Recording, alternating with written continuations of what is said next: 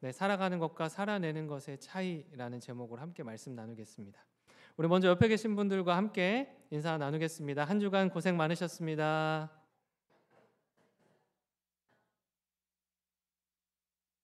네, 한 번 더 인사할 때 사랑하고 축복합니다. 인사하겠습니다.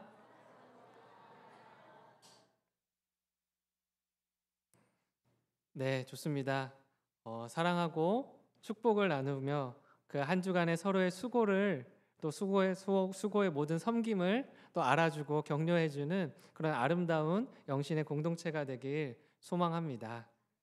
근데 요즘 날씨를 좀 예측할 수가 없는 것 같습니다.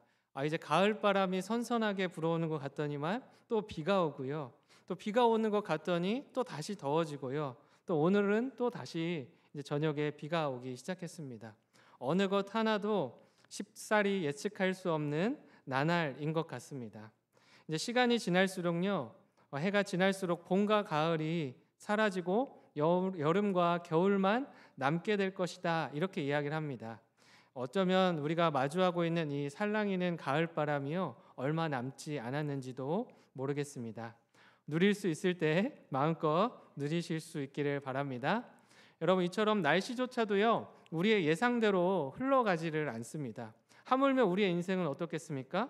내 마음대로, 내 계획대로, 내 생각대로 흘러가지 않을 때가 참 많다라는 것입니다.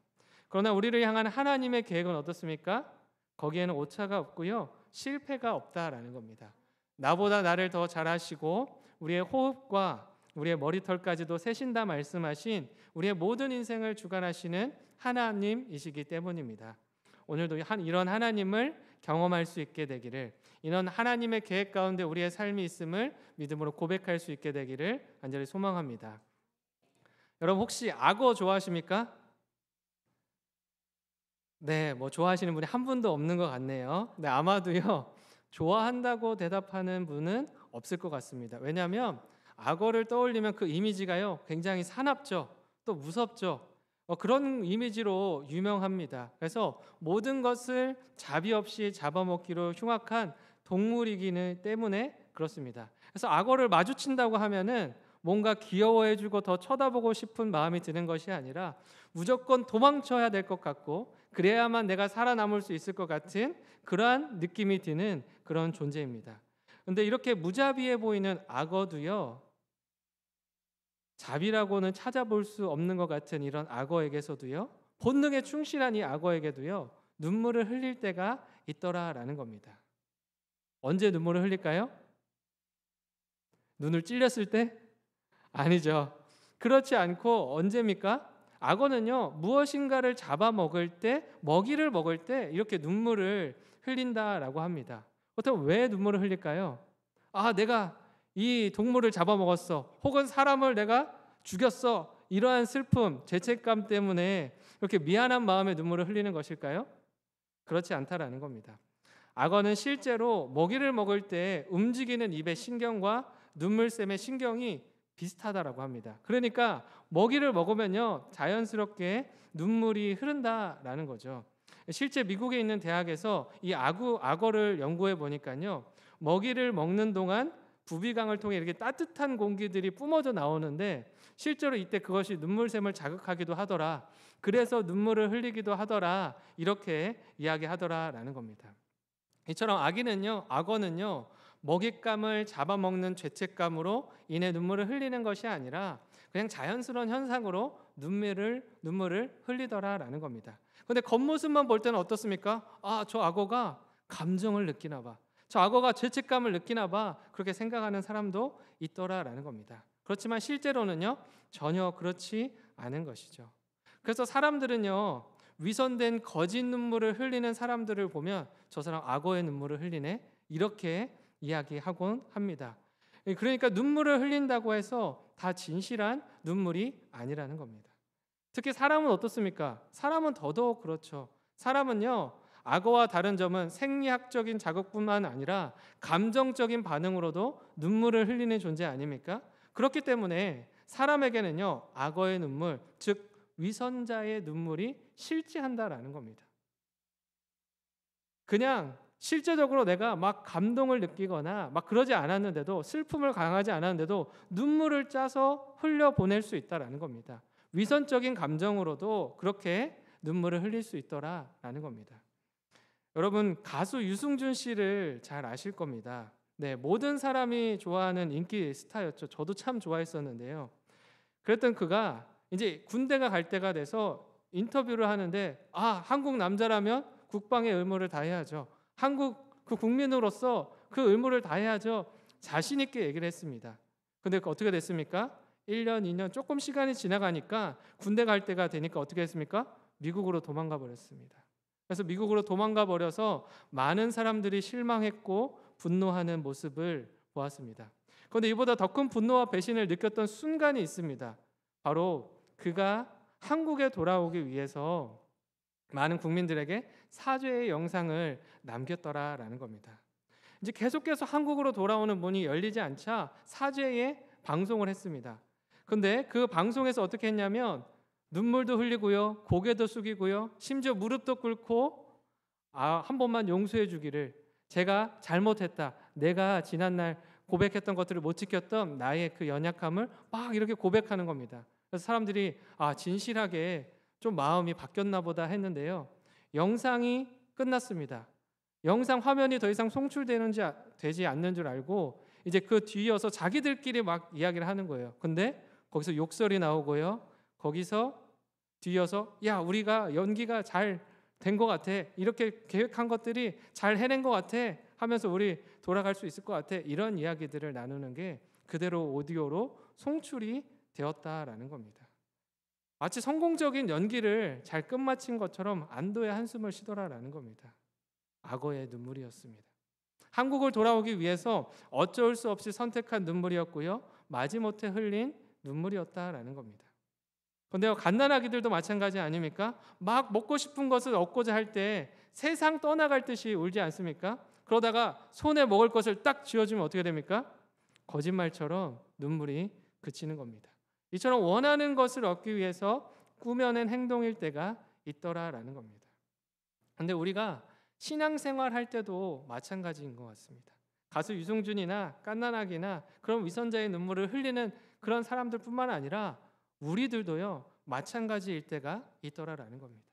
우리도요, 생각해보면 수없이 많은 눈물을 흘렸습니다. 하나님 앞에 수없이 많은 눈물을 흘리며 기도를 드렸습니다. 죄를 자백하고요, 자책하고요, 아파하며 슬퍼하며 그렇게 하나님 앞에 눈물을 흘렸다라는 겁니다. 그러나 눈물을 흘리는 것에서 끝나버릴 때가 많더라라는 겁니다. 눈물이 있고 그 다음이 있어야 되는데 그 다음이 없더라라는 것이죠. 그냥 눈물에서 끝나버리고 자책하며 후회하며 그렇게 끝나버리는 우리의 신앙의 모습들이 많이 있더라라는 겁니다. 하나님 앞에 회개의 눈물을 흘리면요, 우리의 마음이 어떻습니까? 마음의 무거운 짐이요 덜어지는 것 같습니다. 또 하나님께서 내 기도를 들으시고 위로해 주는 것 같습니다. 이 나의 무거웠던 모든 것들이 하나님 앞에 내려놓게 되는 것, 그렇게 느껴진더라라는 겁니다. 그러나 진짜 회개는요, 여기서 끝나는 것이 아니라는 겁니다. 눈물 흘리고 자책하는 것, 후회하는 것, 그런 데서 끝나는 것이 아니라 그 다음이 있어야 하더라라는 겁니다. 오늘 말씀에서도요, 예스라는 바로 이 지점을 주목하고 있음을 보게 됩니다. 오늘 본문 10장 1절 말씀을 함께 읽어보겠습니다. 시작. 에스라가 하나님의 성전 앞에 엎드려 울며 기도하여 죄를 자복할 때에 많은 백성이 크게 통곡하며 백성의 남녀와 어린아이의 큰 무리가 그 앞에 모인지라. 아멘. 지금 에스라의 눈물을 통해서요, 많은 사람들이 그 앞으로 몰려들었습니다. 남녀노소 할 것 없이, 어린아이, 어른 할 것 없이 큰 무리가 모여서 무엇을 했습니까? 통곡하더라라는 겁니다. 이것이 무엇을 의미합니까? 자신들이 어떤 죄를 지었는지 알고 있음을 의미하는 겁니다. 하나님도 알고 너도 알고 나도 알고 우리 모두가 어떤 죄를 지었는지 알고 있다라는 겁니다. 그래서 눈물로 호소하고요, 에스라와 앞장서서 회개하는 그 자리에서 회개 기도를 함께 드리고자 하는 겁니다. 정말 놀라운 일 아닙니까? 누가 시켜서 억지로 끌고 와서 회개의 기도에 그 불꽃이 피어난 게 아닙니다. 에스라의 진실한 회개가 사람들의 마음을 녹이고 마음을 움직였다라는 겁니다. 자, 그러면 여러분 잘 생각해 보면 어느 정도 일이 해결된 거 아닙니까? 무엇을 잘못했는지 이스라엘 백성들이 인식했습니다. 또 눈물로 회개하며 하나님 앞에 함께 통곡하며 기도도 했습니다. 자신의 죄에 대한 깊은 성찰도 있더라라는 겁니다. 그리고 하나님께 회개하며 눈물로 기도할 때 하나님께서 주시는 마음, 위로의 마음도 있었을 겁니다. 그런데 여기서 더 나아가서 어떤 것까지 했냐면 5절과 같이 맹세도 했더라라는 겁니다. 5절 말씀입니다. 이에 에스라가 일어나 제사장들과 레위 사람들과 온 이스라엘에게 이 말대로 행하기를 맹세하게 하며 무리가 맹세하는지라. 무엇을 맹세했습니까? 모든 이방 여인과 소생을 내보내고 이제는 하나님의 율법을 따라 살기로 맹세하더라라는 겁니다. 이 정도면 훌륭한 거 아닙니까? 문제가 어느 정도 90%는 해결된 것 아닙니까? 이제 변화되기만 하면 하나님께서 바꿔주시기만 하면 되는 거 아닙니까? 맹세까지 했는데 결단하며 살아가기로 그렇게 마음까지 먹었는데 여기서 끝나는 거 아닙니까? 그러나 에스라는요 여기서 멈추지 않더라는 겁니다. 다음을 향한 믿음의 한 걸음을 더 내디디라고 이야기하는 겁니다. 다음이 무엇입니까? 실제적인 행동입니다. 실제적인 행동을 하는 데까지 나아가야 된다라고 이야기합니다. 우리가 맹세하고 결단한 것들을 어떻게 합니까? 다 지킵니까? 그러지 않을 때가 많습니다. 유승준은요 전 국민을 상대로 나와서 TV에 나와서 인터뷰를 당당하게 했지만 내뱉은 말을 지키지 않았습니다. 근데 이스라엘 백성들도요 마찬가지였습니다. 비록 눈물로 하나님과 사람 앞에서 맹세하고 결단하지만 사람은 그때로 끝나버릴 때가 많다라는 겁니다. 이 사실을요 에스라는 잘 알고 있었던 것 같습니다. 왜냐하면 구약 성경에 계속해서 반복되는 역사가 바로 이것 아닙니까? 사사기에도요 그 내용이 잘 나와 있습니다. 2장 12, 14, 16절 말씀을 함께 읽어보겠습니다. 시작. 애굽 땅에서 그들을 인도하여 내심 그들의 조상들의 하나님 여호와를 버리고 다른 신들 곧 그들의 주위에 있는 백성의 신들을 따라 그들에게 절하여 여호와를 진노하시게 하였으니 여호와께서 이스라엘에게 진노하사 노략하는 자의 손에 넘겨주사 그들이 노략을 당하게 하시며 또 주위에 있는 모든 대적의 손에 팔아 넘기심에 그들이 다시는 대적을 당하지 못하였으며 여호와께서 사사들을 세우사 노략자의 손에서 그들을 구원하게 하셨으나. 계속 이 반복되는 역사 아닙니까? 사사기의 흐름은요 범죄하고요 타락한 백성들을 심판하는 하나님이 나옵니다. 그리고 이에 대해 다시 회개하는 이스라엘 백성들, 그 회개를 들으시고 구원을 약속하시는, 구원의 손길을 내밀어 주시는 그 하나님이 등장합니다. 이 순환이요 계속해서 반복되더라라는 겁니다. 이러한 악순환이요 계속해서 구약 성경 전체에 걸쳐서 반복되더라라는 겁니다. 아담의 범죄로부터 시작해서 노아와 바벨탑, 모세의 때까지 또 사사시대와 왕정시대를 거쳐 나라가 망하는 것까지 보게 될 때까지 또 말라기가 끝나게 될 때까지 계속 이러한 역사가 반복되더라라는 겁니다. 이처럼 수없이 많이 결단했습니다. 하나님의 도움을 구했고요. 그 앞에 또다시 결단했습니다. 하나님, 두 번 다시 이런 죄를 짓지 않겠습니다. 이방신을 섬기는 일, 하나님께서 기뻐하시는 일을 선택하지 않겠습니다. 하나님의 도우심이 있을 때는요 그렇게 고백하더라라는 겁니다. 그러나 그 앞에 맹세하고 결단했지만 어떻게 됩니까? 죄 앞에 또다시 무너지고 쓰러지더라. 죄의 유혹에 넘어가서 하나님이 기뻐하지 않는 선택을 여전히 하고 있더라라는 겁니다. 이스라엘 백성들만 사실은 그런 것이 아니라 사실은 우리도 마찬가지입니다. 얼마나 많은 회개의 눈물을 흘렸습니까? 죄에 빠져서 가슴을 치면서 얼마나 많은 회개를 하나님 앞에 했었냐 말입니까? 수십 번 했고요. 수백 번 했습니다. 아니 어쩌면 수천 번 매일의 삶 가운데 그렇게 하나님 앞에 회개의 기도를 드렸을지 모릅니다. 그런데 우리의 모습은 어떻습니까? 우리도 여전하거든요. 반복해서 죄를 지으며 살고 있거든요. 똑같이 시험에 넘어지고 유혹에 빠져 있는 그러한 모습을 보게 되지 않습니까? 바로 이것 때문에 사람의 그 연약함이 있다는 사실을 에스라 역시 알고 있기 때문에 에스라가 멈추지 않더라라는 겁니다. 맹세하고 결단하면 끝나는 것이 아니라 그 다음이 있어야 된다. 그 다음을 향해서 나아가야 된다. 이것을 요구하고 있는 겁니다. 여러분, 회개는요, 그냥 맹세하고 결단하면 후회하는 것으로 끝나는 것이 회개가 아니라는 겁니다. 회개는 마음으로 눈물을 흘리면 다 끝나는 것이 아니라 진정한 회개는 돌아섬이 있는 것, 진정한 어떤 행위가 이어지는 것, 그것이 바로 진정한 회개인 것입니다. 진정한 회개는요, 돌아서서 다시 나가는 것까지입니다. 자책하고 후회하는 것이 아니라, 단순히 등 돌리고 끝나는 것이 아니라 실제적인 행위, 돌아가서 걸어가는 행위까지가 이어지는 것이 회개라는 겁니다. 회개의 한자를 보면 뉘우칠 회와 고칠 개를 써서 잘못을 뉘우치고 고친다라는 뜻이 있습니다. 또 성경에서 회개를 뜻하는 단어를 보니까요, 슈브라고 하는 단어입니다. 이것은 무엇이냐? 돌아오다, 돌이키다, 회복하다, 이런 의미를 가지고 있습니다. 하나님을 떠났던 사람이요, 다시 하나님께로 돌이켜 돌아가는 그런 행위적 차원을 의미하더라라는 겁니다. 잘못된 것을 뉘우침을 넘어서 마음과 삶의 방향을 완전히 바꾸어서요, 하나님께로 돌아가는 신앙적인 행위다라는 것이죠. 그런데 이스라엘 백성들이 보인 회개는 어떠했습니까? 뉘우침은 있습니다. 깨달음은 있습니다. 깨닫긴 깨닫고 알긴 알지만 방향의 전환이 없더라라는 겁니다. 실제적인 삶이 없더라라는 겁니다. 눈물은 있는데 그 다음은 이어지지 않고 있더라라는 겁니다. 이 에스라가 맹세하는 것으로 끝나지 말고, 맹세하는 것으로 끝나서 또다시 죄의 자리에 서는 것으로 이어지지 말고 실제적인 행위로서, 진정한 회개로서 하나님 앞에 설 것을 요청하고 있는 겁니다. 그래서 에스라 10장 10절 11절은 이렇게 이야기합니다. 함께 읽겠습니다. 시작. 제사장 에스라가 일어나 그들에게 이르되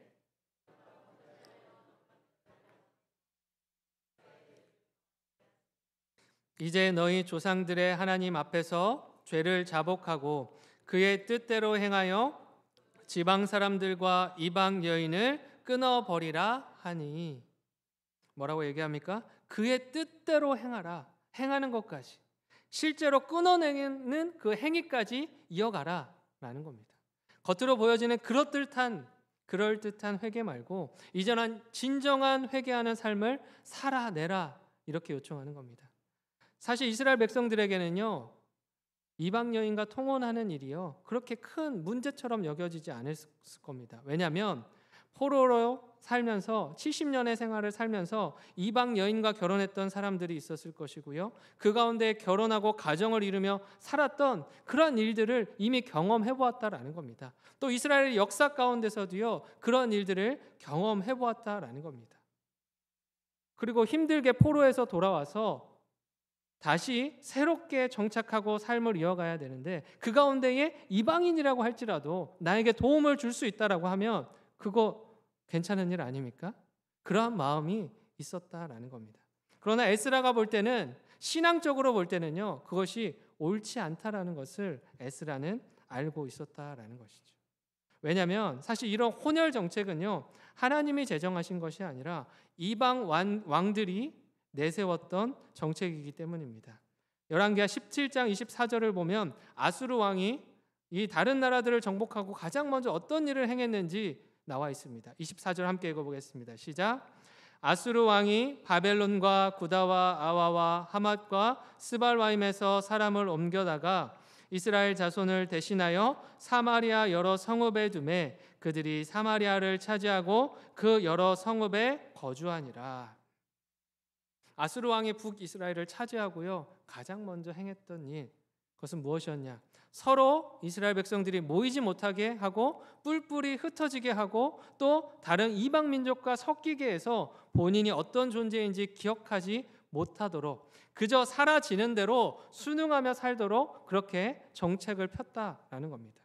그런데 이러한 흐름이요, 여전히 다시 포로로 갔다가 돌아온 이들에게 또다시 이어지고 있더라. 포로로 붙잡혀 가서도 그렇고 지금 이곳에 다시 돌아와서도요, 그 똑같은 일들이 이어지고 있더라라는 겁니다. 사람 마음이 그렇지 않습니까? 시간을 보내고요, 마음을 함께 나누면 정이 생기고 사랑이 생깁니다. 같이 살기 시작했는데 어떻게 가족을 버릴 수 있겠습니까? 사라지는 대로 살면 인간적인 마음에 휘둘릴 수밖에 없고 휩싸일 수밖에 없다라는 겁니다.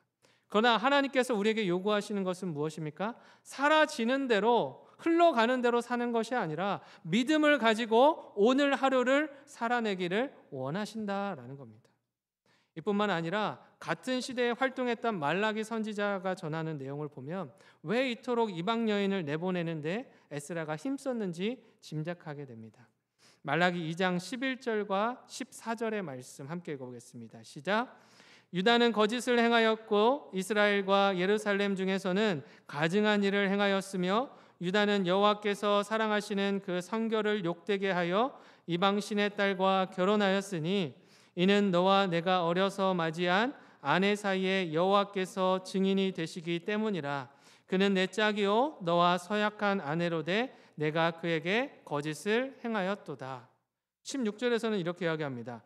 이스라엘의 하나님 여호와가 이르노니 나는 이혼하는 것과 옷으로 학대를 가리는 자를 미워하노라. 이 내용들을 토대로 보면요, 많은 유다 남자들이요 그들의 아내를 버리고 이방 여인들을 또다시 선택해서 결혼하는 것들을 행했더라라는 것을 알 수 있습니다. 그러니까 에스라서에는요 이 부분에 대해서는 언급하고 있지 않지만 에스라와 느헤미야, 말라기 이 선지자는요 비슷한 시기에 활동했던 선지자였습니다. 그러니까 에스라 역시 이러한 배경 가운데 처해 있었다면 그가 내린 조치가 이해가 간다라는 것이죠. 결국은 자신들의 욕심 때문에 이미 언약한 관계를 끊어냈고요. 더 좋아 보이는 것을 선택했던, 취했던 이들을 향한 외침이었다라는 겁니다. 예루살렘에 돌아오고 성전을 재건하는 놀라운 일은 해냈지만 그들이 믿음을 재건하는 데는 실패했더라. 하나님께서 주신 그 믿음을 가지고 성결한 삶, 하나님께서 주신 그 언약을 붙들고 살아가는 삶은 실패했더라라는 겁니다. 이방 여인과 통혼했다라는 것이 그들의 믿음 없음을 결정적으로 내보이는 증거였다라는 것이죠. 여러분, 이처럼 믿음이 없으면 하나님이 기뻐하시는 선택을 하지 못합니다. 여러분, 믿음이나 신앙이나 마찬가지인 것 같습니다. 그냥 믿음을 가지면 내가 믿음 가지고 잘 사는 것 같은데 사실은 그렇지 않다라는 겁니다. 살아가는 것과 살아내는 것에는요 엄청난 차이가 있습니다. 살아가는 것은요 우리가 가만히 있어도 사라집니다.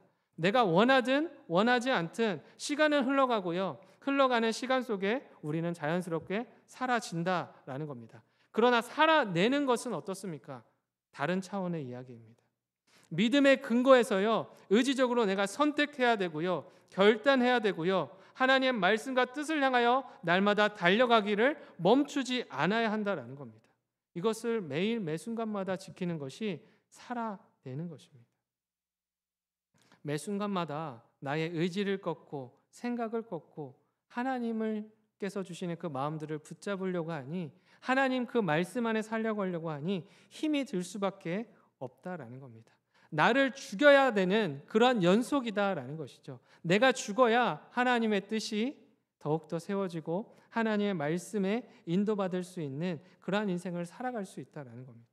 여러분, 이처럼 신앙으로 살아간다는 거, 살아낸다는 거, 이것은요 정말 어려운 일입니다. 이스라엘 백성들에게도요 마찬가지였을 것입니다. 비록 이방 여인이라고 하나, 이방 여인과 자녀라고 하나 이스라엘 백성들이 함께 살아온 가정을 쫓아내는 일은 쉬운 일이 아니었다라는 겁니다. 사람은요 잘못된 일이라는 사실을 깨달아도요 한 번 묶인, 한 번 엮인 그 관계성 안에서는요 쉽게 끊어내지 못하는 게 사람입니다.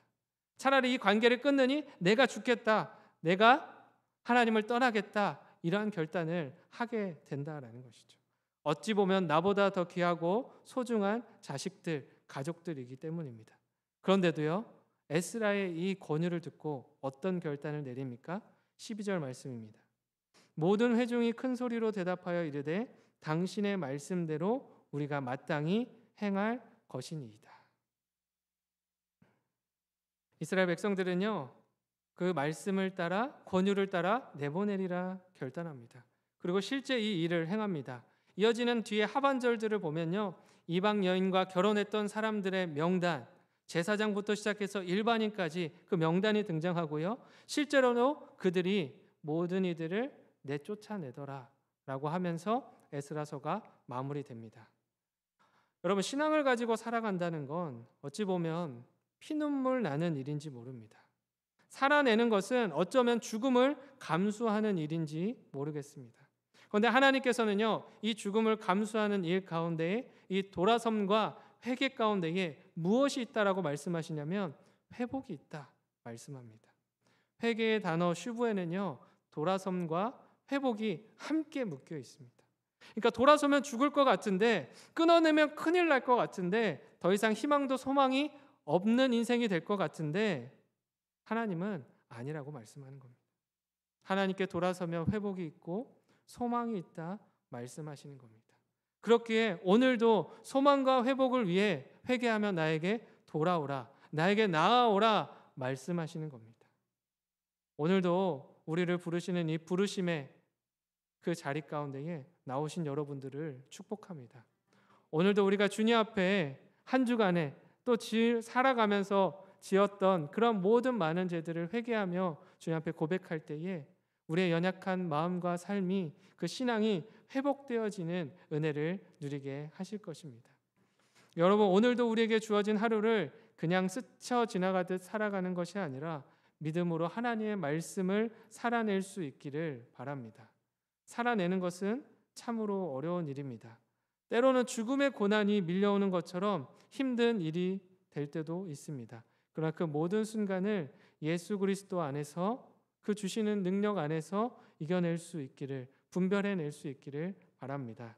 빌립보서 3장 13절과 14절을 읽고 마치려고 합니다. 우리 함께 읽어보겠습니다. 시작. 형제들아, 나는 아직 내가 잡은 줄로 여기지 아니하고 오직 한 일, 즉 뒤에 있는 것은 잊어버리고 앞에 있는 것을 잡으려고 표대를 향하여 그리스도 예수 안에서 하나님이 위에서 부르신 부르심의 상을 향하여 달려가노라. 아멘. 예수 그리스도의 부르심을 향하여 달려가는 일, 우리가 평생토록 걸어가야 할 길입니다. 생각해 보면 평생토록 신앙을 가지고 살아간다는 게 우리의 숨통을 조이게 할 때도 있습니다. 숨 막히는 것처럼 느끼게 할 때도 있습니다. 그런데 반대로 생각해 보면 기쁨이 있습니다. 평생토록 하나님의 말씀을 따라 살 수 있구나. 평생토록 그분의 말씀을 들으며 그분과 동행할 수 있구나. 그 기쁨을 누릴 수 있구나 하는 것을 기억하실 수 있기를 바랍니다. 그래서 날마다 하나님이 기뻐하시는 선택을 하고 하나님 기뻐하시는 그 믿음을 가지고 오늘 하루를 살아내기에 집중하는, 살아냄을 통하여 그것으로 말미암아 기뻐할 수 있는 저와 여러분들이 되기를 간절히 소망합니다. 기도하겠습니다.